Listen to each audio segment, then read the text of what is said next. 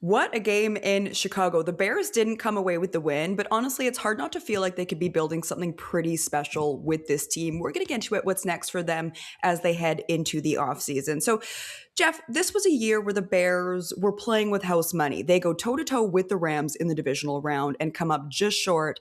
But honestly, my biggest takeaway, this feels like just the beginning of them, and there's still plenty of reason to be hopeful moving forward.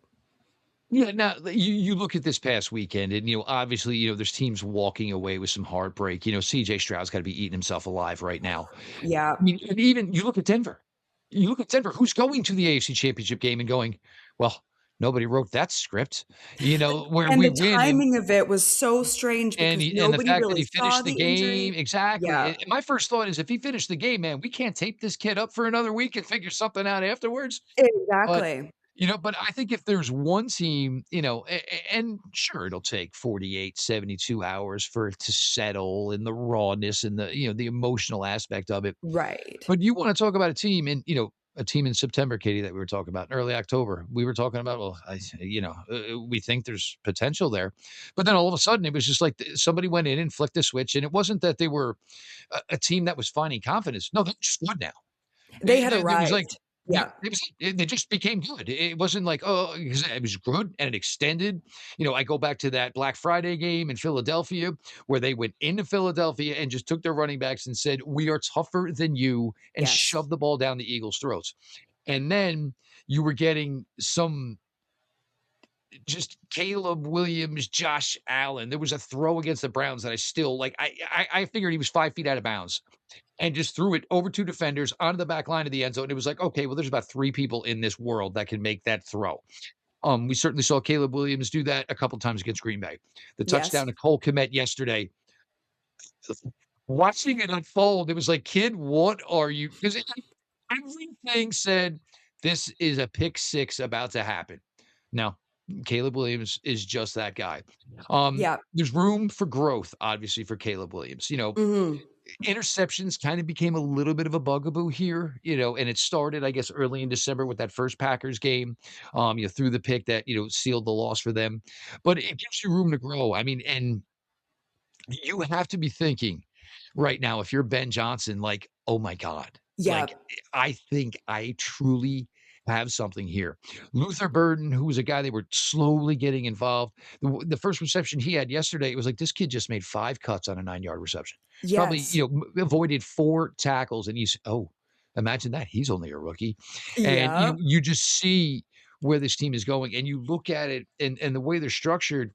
It's like you look at the offense and you're like, not sure we really need much. Defense, okay, well, let's just go get a couple more playmakers. Yep. And, you look at the state of the division, Minnesota, look, I didn't want to be that guy, but I said, and I wasn't the guy who said anything about JJ McCarthy. What I said is, we do not know what JJ We McCarthy is. don't know. Exactly. And to this point, we probably still don't, but if anything, we're lower than we don't know. Mhm. Um, Detroit, hired Drew Petzing today to be the new offensive coordinator. For all the pizzazz and sizzle the Detroit Lions offense has had for the last couple of years. I don't know what the Drew Petzing hiring is going to do for much of that. Of course, Green Bay, when does Micah Parsons come back next year? Yep. And, is Micah Parsons in 2026 even a fracture of the Micah Parsons we know, or is that going to come till 2027? So right now, Bears are absolutely the front runners in the North. I would think they are absolutely a solid, strong candidate to be a front runner in the entire NFC. It's going Mm. to take a little time to get over, but when the Chicago Bears sit back and truly digest what they did here in 2025, there is no way you cannot just be absolutely gassed up. If you were Yeah. anyone Bears related, this is a team And even that non-Bears related. They're just so no fun to doubt. watch as a non-Bears fan. They're so much more exciting and relevant than we're used to. And the thing is they can kind of bring an indoor style Mm. outside, but they can bring it Yes. outside, and we saw it in 6, 7 weeks of cold weather, Mhm. snow, and they are still, moving around, making plays like you would figure, there was a roof over the place. Yeah. That is probably, we tried to make some things and hope some things were going to be a story here in 2025, the Colts, and of course.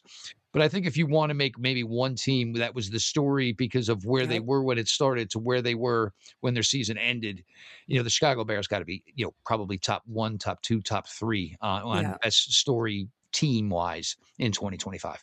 You brought it up. We got to go back to that touchdown. I am still thinking about that touchdown pass to Cole Kmet. I have watched every replay, every angle at least 1,000 times at this point. That to me, and I already was such a fan of Caleb Williams, that truly was the Caleb Williams is that guy moment. We had seen that, like you touched on, especially in the Packers game. We had seen some of those even in the playoffs, but that was truly one of the greatest plays I've seen in my entire life. Truly. I don't think there's a way to really get away from it, between the athleticism obviously displayed, the ball placement, the arm strength, the accuracy. You just don't see stuff like that. And Yeah. like I said, I was like, oh man, I literally just felt it was going to be a pick six because everything.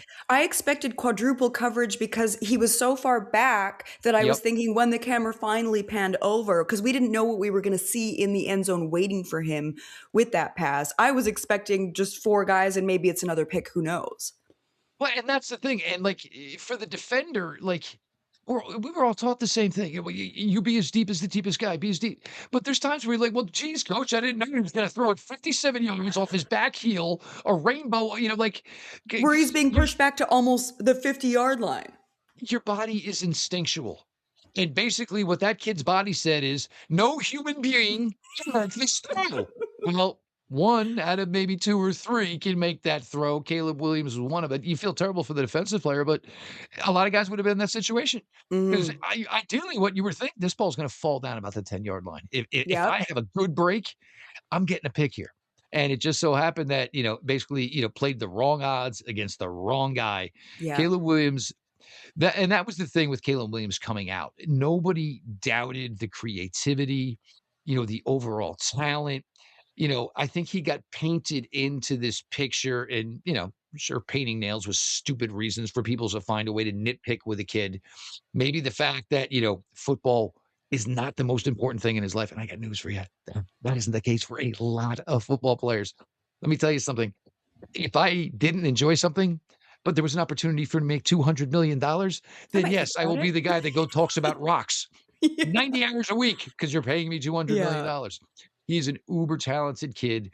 And I think what we got to see this year is that, it's not that he just, I think that was the thing. People thought, like, where does the game stand with him?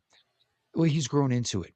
And Ben Mhm. Johnson, I think, is a huge part of that. And I think part of it Yeah. is because Ben Johnson got Caleb to yet another level. And with Yes. that, and all of a sudden, because you told all your life, "Oh, you're gonna be great," but now you've got the proof if you're Caleb Williams. You've got And this. You're gonna yeah. sit back and watch all these games this year, and there's even gonna be times where Caleb Williams goes, "Man, they pulled that off." Truly, one of the biggest parts is equal to Caleb Williams to me with the Bears season is Ben Johnson. Like, what were your big takeaways from him? Because I couldn't imagine a better leader for this team. We saw so much of the creativity that we're used to seeing from his time with the Lions.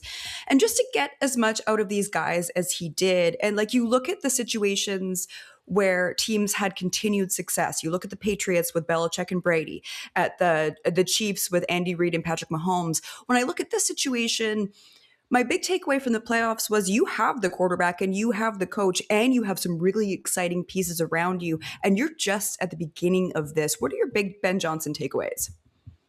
Think, and this is where a lot of people are getting caught up right now with head coaching searches because, there's a lot of these guys' names who are being brought up, and everybody all of a sudden they're experts on them.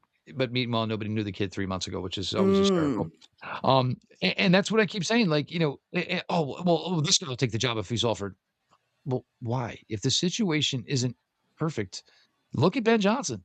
And it was a couple of years ago. right. Well, they were saying Ben Johnson was basically, was a little bit of a jerk. He was asking for money they didn't think he deserved. Or did maybe Ben Johnson say, I'm only taking that job if I'm getting X amount of dollars, Hmm. which meant I don't know if I necessarily think this is the right job for me. You know, Yeah. I I cover Cleveland a ton. Yeah. Okay. It's a head coaching job.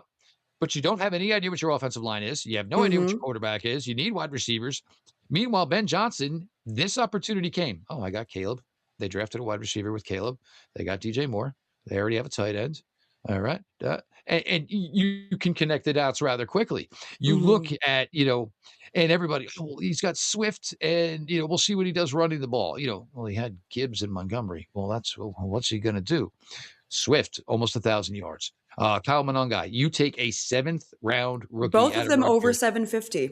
both of them over 750. Monangai was out there yesterday just bowling and just hitting people. Yeah. Like, like, look, when it gets cold in New Jersey from where Kaminaga is from, it does not get Chicago cold here. And he is just Mm. out there looking for contact, seeking contact.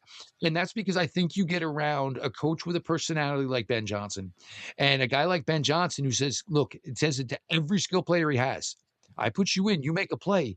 I'll keep giving you opportunities. I Mhm. don't care if you're wide receiver 1 or wide receiver 6. You show me if I put the ball on you, you can do something, you're going to get an opportunity. Yeah. And, that is just what makes everybody more eager to come to work.